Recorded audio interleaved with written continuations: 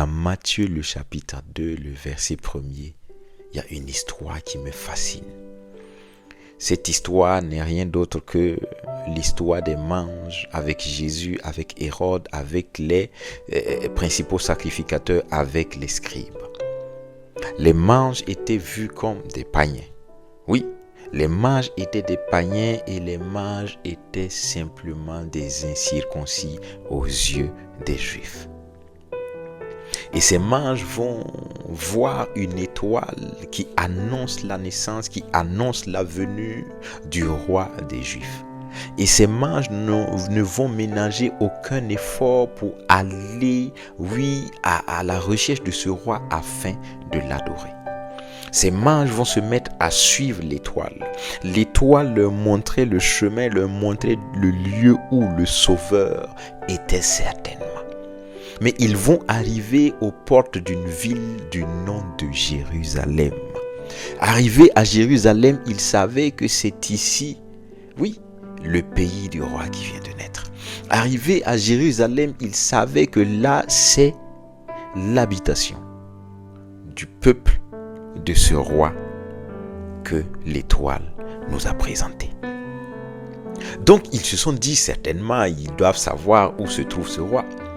Donc il y avait tel un brouillard aussi. Ils n'avaient pas vraiment les coordonnées exactes de où se trouve le roi des Juifs.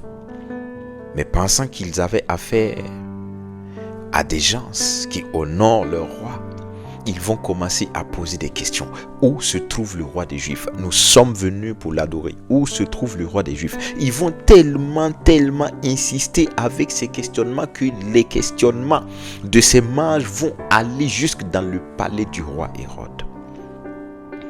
Et le roi Hérode, troublé parce qu'il sentait que sa royauté était menacée, ce roi Hérode troublé il cherche la solution, il cherche à savoir où se trouve ce roi, mais ces mages qui sont devant lui ne savent pas, puisque ces mages sont venus commencer à poser des questions. C'est ainsi que Hérode va prendre l'initiative de convoquer ceux qui sont susceptibles de connaître l'histoire, ceux qui sont susceptibles de connaître le lieu où pourrait naître un éventuel sauveur des Juifs, un éventuel Christ, un éventuel roi des Juifs. Et ainsi, il va convoquer les scribes, les principaux sacrificateurs, et il va leur poser la question de savoir où est-ce que le Sauveur, où est-ce que le Christ doit naître. Mais ces personnes vont donner une réponse exacte. Ils vont arriver jusqu'à donner les coordonnées exactes de où se trouvait le roi, de où devait naître le Christ, de où devait naître le roi. Aïe, aïe, aïe. Ainsi, ils vont lui dire: c'est à Bethléem en Judée, car voici ce qui est écrit par le prophète. Non seulement il donne une réponse et il justifie cette réponse. Ça veut dire qu'ils avaient conscience de leur connaissance. Ils avaient conscience de ce que l'Écriture avait dit. Ils avaient conscience de toutes ces choses. Ils avaient conscience de la prophétie. Mais qu'ont-ils fait de cette prophétie? Ils vont juste donner la réponse au roi Hérode.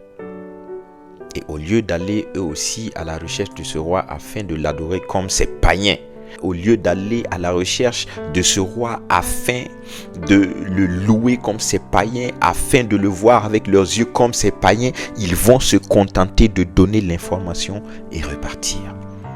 Et le roi Hérode maintenant va prendre la relève. Le roi Hérode va appeler ses mages en secret.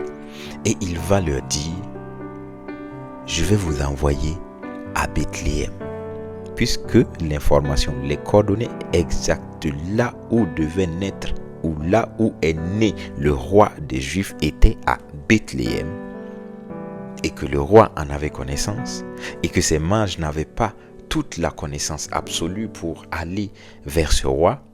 Ils sont allés, l'étoile les a conduits jusqu'à Jérusalem, mais à partir de là, ils avaient commencé à poser des questions parce que c'était tel un brouillard sur eux maintenant.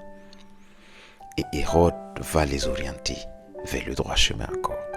Hérode va leur dire: allez-y à Bethléem, je vous envoie, allez-y en mon nom, recherchez-le. Lorsque vous l'aurez trouvé, venez et dites-le moi, pour que moi aussi je puisse aller l'adorer. Les mages étaient bloqués par un brouillard. Hérode va dissiper le brouillard par l'aide aussi des scribes et des souverains sacrificateurs. Pauvres scribes, pauvres souverains sacrificateurs et riches mages. Les mages avaient simplement un seul objectif: rechercher ce roi, rechercher celui dont l'étoile brille jusqu'à l'Orient afin d'aller et de l'adorer. Mais les scribes et les pharisiens connaissaient la lettre, mais la lettre ne leur servait de rien. Les scribes et les pharisiens avaient la connaissance de l'histoire, avaient la connaissance de la prophétie. Mais cette prophétie ne leur était d'aucune utilité, car ils n'étaient pas dans une quête de la vérité. Ils n'étaient pas dans une quête pour aller vers le roi afin de l'adorer. Mais la quête, c'était ces païens-là. Ces païens vont quitter depuis l'Orient et ils vont suivre l'étoile jusque dans la ville de Jérusalem. Ils vont bouleverser et le roi et tout Jérusalem avec dans un seul but, dans le but de savoir où se trouve le roi. Est-ce que tu recherches le roi de ton cœur? Est-ce que tu recherches le roi du royaume des cieux avec cette intensité? Est-ce que tu as une fougue telle, ces mages qui étaient des païens aux yeux des Juifs, mais aux yeux de Dieu, c'était des hommes qui voulaient simplement aller se prosterner devant le roi des rois? Ou est-ce que tu as l'image des scribes? Ou est-ce que tu as l'image des souverains sacrificateurs qui connaissent la lettre, qui connaissent la prophétie, mais la prophétie ne leur sert de rien? La prophétie ne leur profite en rien. Mon frère, peu importe la prophétie que tu recevras, peu importe la parole prophétique que tu entendras, peu importe ce qu'on te dira, ce qu'on dira de toi et de ta vie, si tu ne te lèves pas comme ces mages, si tu ne te lèves pas comme ces mages et si tu ne te mets pas dans la quête de la vérité, si tu ne te mets pas dans la quête de la vérité, la prophétie, ta connaissance ne te servira de rien. Jésus est né au milieu des Juifs, mais ce sont des païens et des incirconcis qui vont venir se prosterner afin de l'adorer.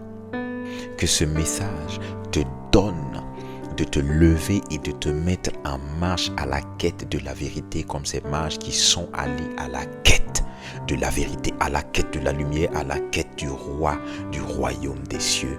Et lorsqu'ils l'ont trouvé, ils se sont prosternés pour l'adorer. Mais regardez comment l'histoire finit. Ces mages païens, ces mages incirconcis vont entendre l'Éternel Dieu en songe qui va venir leur dire: prenez ce chemin. Dieu parle à tous. Il suffit que ton cœur soit disposé et disponible. Que la paix et la grâce de Dieu disposent ton cœur et te donnent de l'entendre dans le nom de son Fils Jésus. Amen.